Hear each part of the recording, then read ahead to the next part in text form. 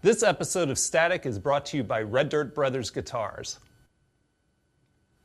I'm George Lang and this is Static. My guests today, Hush Commotion, are an Oklahoma City band that debuted in 2007 with It Could Happen and have been working on a follow-up with producer Trent Bell titled In Control that'll be released on August 11th on iTunes. And you can see them perform live at D-Fest in Tulsa this month. This is Hush Commotion.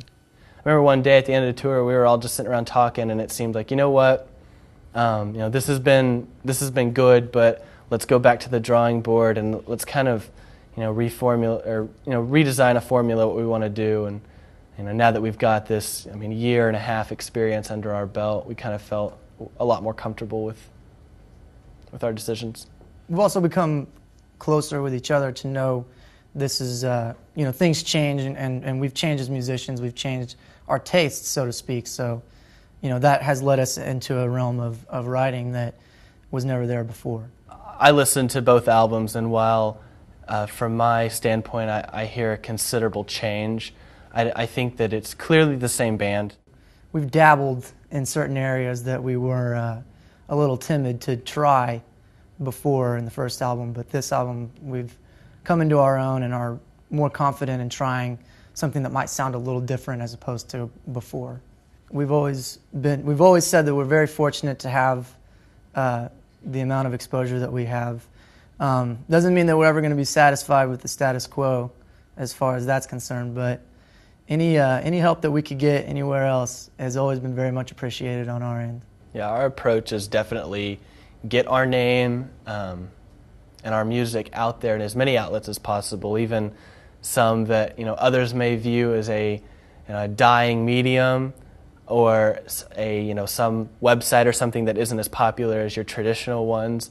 It doesn't matter. We're going to have a profile on everything that we can, and we're going to submit our music to every magazine, online magazine. Some kid in Ohio that wants to review our album, he's going to tell his friends, I'm going to send him a copy because, next time we're in Ohio, maybe he liked it, maybe he told all of his friends, and, there we go. We've got a crowd of 10 people coming to see us that wouldn't have came before.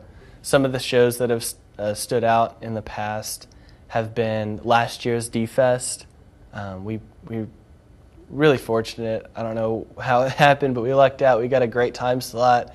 We played the second day outdoor stage at one of the OK FMI stage at like 11 o'clock, and it was right in between a lot of the main acts that were playing. So we had probably a crowd of about 500 people come out, and it just seemed like we put on a really good performance, something that we kind of stepped up, and it was really tight, and just the crowd reaction was really good. We've got a few minor tweaks to some older songs that we're actually kind of using D-Fest as like our beta model that we're actually going to do for our CD release show as well, but we want to make sure everything sounds perfect and we're kind of using D-Fest as that platform to do it.